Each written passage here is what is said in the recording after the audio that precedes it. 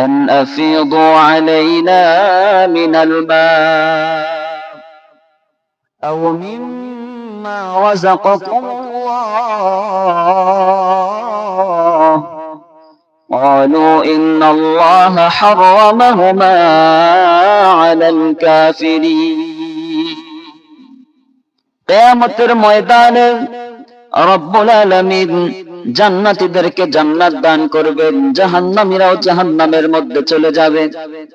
রব্বুল আলামিন জান্নাতী এবং জাহান্নামীদেরকে একসাথে কথা বলার ব্যবস্থা করে দিবেন। দুনিয়ার মধ্যে একসাথেই বসবাস করেছে, এক বাড়িতেই বসবাস করেছে একজন জান্নাতী আর একজন জাহান্নামী। ওই জাহান্নামী ব্যক্তি জান্নাতীকে ডেকে ডেকে বলবে, ভাই আজকে আমাকে একটু পানি দাও, একটু খাবার দাও। রব্বুল আলামিন বলেন, তখন জান্নাতীরা বলবে, ক্বালু ইন্নাল্লাহা হারামাহুমা আলাল কাফিরিন। আজকে আল্লাহ পাক রব্বুল আলামিন জান্নাতের পানি, জান্নাতের নিয়ামত সব কিছুই জাহান্নামীদের জন্য, কাফেরদের জন্য চিরতরে হারাম করে দিয়েছেন। নাউজুবিল্লাহ। মহান আল্লাহ পাক রব্বুল আলামিনের দরবারে অসংখ্য অগণিত লক্ষ কোটি শুকরিয়া আদায় করি যে রব্বুল আলামিন আহকামুল হাকিমিন দয়া করে, মেহেরবানি করে, ভালোবেসে, মহব্বত করে আমাকে আপনাকে আশরাফুল মাখলুকাত হিসেবে তৈরি করেছেন, সেজন্য শুকরিয়া জ্ঞাপন করি। আলহামদুলিল্লাহ।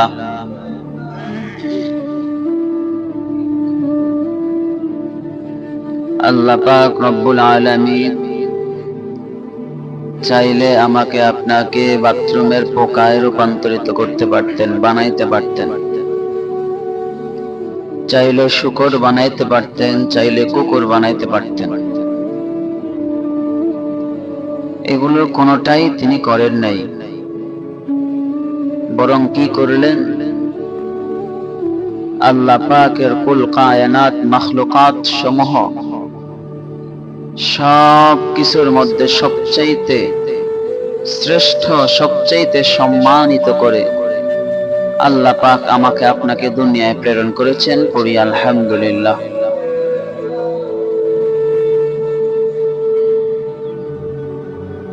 শুধু আশরাফুল মাখলুকাত হিসেবেই তৈরি করেন নাই, এর সাথে সবচাইতে দামি নিয়ামত,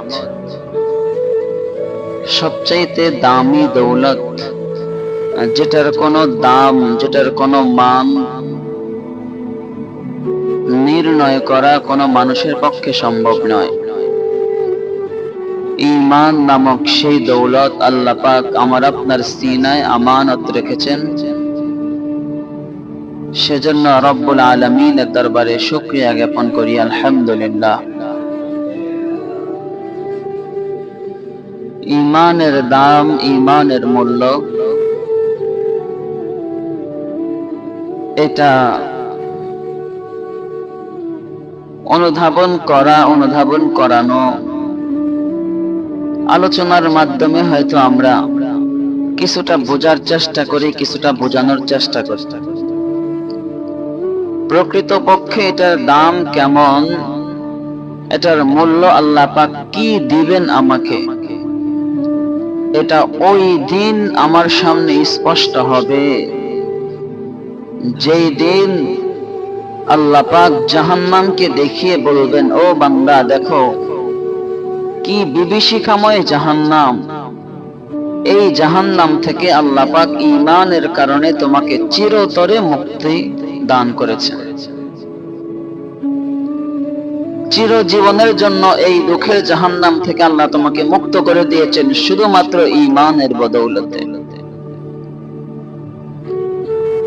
সেদিন বুঝে আসবে যেদিন জাহান্নামী আর জান্নাতি উভয় দলকে আল্লাহ পাক একসাথে কথা বলার একটা রাস্তা তৈরি করে দিবেন। মনে করেন যে একটা কনফারেন্সের মতো আল্লাহ তাআলা ব্যবস্থা করবেন। জান্নাতীরা জাহান্নামীদেরকে দেখবে, জাহান্নামীরা জান্নাতীদেরকে দেখবে। তো দেখার পরে দুনিয়াতে যারা একসাথে ছিল, একজন জান্নাতি আর একজন জাহান্নামী, দুনিয়ার মধ্যে একই বাড়িতে ছিল, একই গাড়িতে চলাফেরা করেছে, একজন জান্নাতি আর একজন জাহান্নামী। তো জাহান্নামী ব্যক্তি জান্নাতীকে বলবে, ও বান্দা, দুনিয়াতে তো একসাথেই ছিলাম, একই ঘাট থেকে পানি নিয়েছি, একই হাট থেকে বাজার করেছি, একই বাড়িতে পাশাপাশি ফ্ল্যাটের মধ্যে থেকেছি। আজকে তুমি জান্নাতি, আমি জাহান্নামী। তোমার জান্নাতে যাওয়ার সাধ্য আমার নেই, কিন্তু একটুখানি পানি, একটুখানি খাবার আমাকে তুমি দাও, আমি খুবই পিপাসার্ত, খুবই ক্ষুধার্ত। আল্লাহ রাব্বুল আলামিন পবিত্র কোরআনের মধ্যে হুবহু এই শব্দগুলোই বলেছেন, আমি যে শব্দগুলো বললাম। أن أفيضوا علينا من الماء أو مما رزقكم الله قالوا إن الله حرمهما على الكافرين কিয়ামতের ময়দানে রব্বুল আলামিন জান্নাতীদেরকে জান্নাত দান করবেন, জাহান্নামীরাও জাহান্নামের মধ্যে চলে যাবে। রব্বুল আলামিন জান্নাতী এবং জাহান্নামীদেরকে একসাথে কথা বলার ব্যবস্থা করে দিবেন। দুনিয়ার মধ্যে একসাথেই বসবাস করেছে, এক বাড়িতেই বসবাস করেছে একজন জান্নাতী আর একজন জাহান্নামী। ওই জাহান্নামী ব্যক্তি জান্নাতীকে ডেকে ডেকে বলবে, ভাই আজকে আমাকে একটু পানি দাও, একটু খাবার দাও।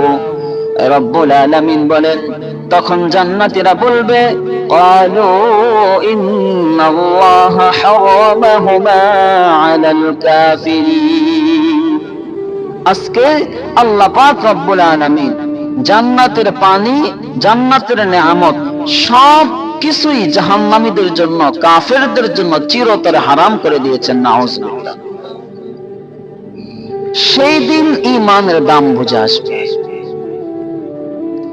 সেই দিন ঈমানদার ঈমানের দাম বুঝবে, সেই দিন মুশরিক তার শিরকের জন্য নিজেকে সে তিরস্কার করবে আর শয়তানকে দোষ দিতে থাকবে।